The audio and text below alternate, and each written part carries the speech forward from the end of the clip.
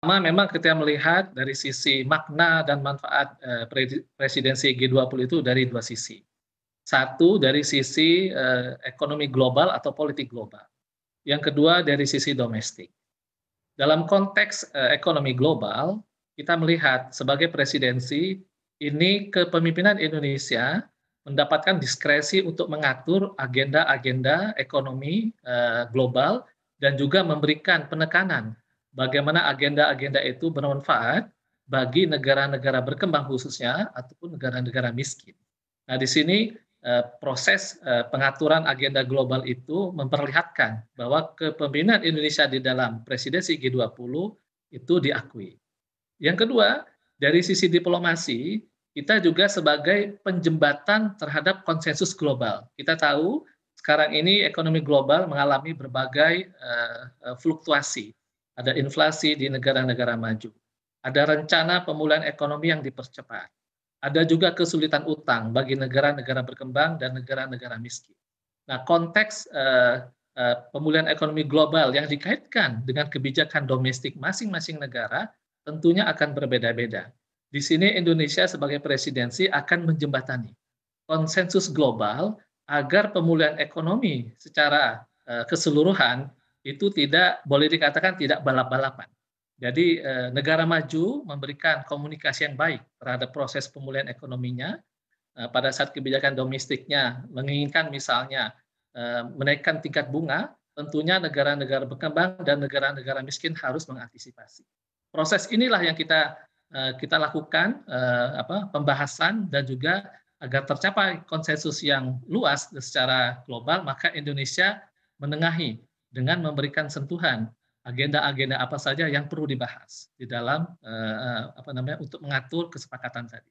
Dan yang ketiga, kita sebagai negara yang diakui non-align, jadi non-blok dari Konvensi Asia Afrika di Bandung beberapa puluh tahun yang lalu. Di sana Indonesia diakui sebagai negara yang netral yang memberikan bukan hanya kepentingan negara-negara miskin, tapi juga negara-negara berkembang agar mendapatkan representasi yang proporsional di dalam pembahasan di ekonomi global.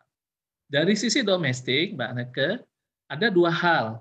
Pertama, kita melihat bahwa agenda yang kita usung di dalam, baik itu Sherpa Track, jadi Sherpa itu jalur deputi untuk mengantarkan proses konferensi tingkat tinggi nanti oleh kepala negara. Yang kedua adalah jalur keuangan, yang level deputinya untuk mengantarkan pertemuan untuk di level Menteri Keuangan dan Gubernur Bank Sentral. Nah, di sini kita menekankan bahwa agenda-agenda khususnya di dalam Sherpa dan jalur keuangan tadi, itu juga mencerminkan kepentingan domestik kita. Nah, nanti akan saya uraikan secara detail 6 agenda khususnya di jalur keuangan dan bagaimana kita cara mengaturnya untuk memberikan dampak yang konkret ke dalam negeri. Salah satu contohnya misalnya di bidang kesehatan. Dalam bidang kesehatan banyak sekali perhatian terhadap dua hal. Satu, bagaimana cara mengatasi pandemi saat ini yang mungkin proses vaksinasinya tidak berjalan secara seimbang. Indonesia sebagai presidensi G20 menekankan dan mendorong agar bantuan proses vaksinasi khususnya di negara berkembang dan negara miskin itu bisa berjalan proporsional. Di negara Afrika misalnya, vaksinasi mungkin masih sekitar 10% atau bahkan di bawah. Sedangkan di negara berkembang sudah mencapai 25% sampai dengan 60%. Di negara maju bahkan sudah sampai 90% dan 100%. Jadi proses yang tidak seimbang ini akan menimbulkan kerentanan dan risiko bagi semua negara. Karena pandemi tidak akan berakhir kalau semuanya tidak berakhir di seluruh negara. Yang kedua di bidang kesehatan juga, kita mendorong ada suatu protokol internasional, misalnya untuk international travelers, perjalanan antar negara. Kita juga mendorong bagaimana produksi vaksin, manufacturing-nya bukan hanya di negara maju atau negara-negara di Amerika Selatan. Juga bisa dorong di negara-negara Asia Tenggara misalnya. Dan Indonesia salah satu yang siap di situ. Dan juga kita mendorong bagaimana vaksin yang sudah diproduksi oleh negara-negara maju bisa didistribusikan secara cepat, khususnya bagi negara-negara miskin. Jadi prosesnya adalah untuk mempercepat penanganan pandemi. Demikian, Mbak. Baik, seefektif apa sih posisi Indonesia sebagai negara non-blok ini akan lebih didengar oleh negara-negara? Saya kira ini pertanyaan yang penting. bahwa Indonesia secara inisiator dari konferensi tingkat tinggi negara non-blok pada saat di Bandung yang lalu, itu memberikan penekanan kembali bahwa pada saat kita melakukan negosiasi dan komunikasi dengan para negara-negara G20, anggota G20, kita dianggap sebagai negara yang netral, tidak berpihak kiri, tidak berpihak ke kanan.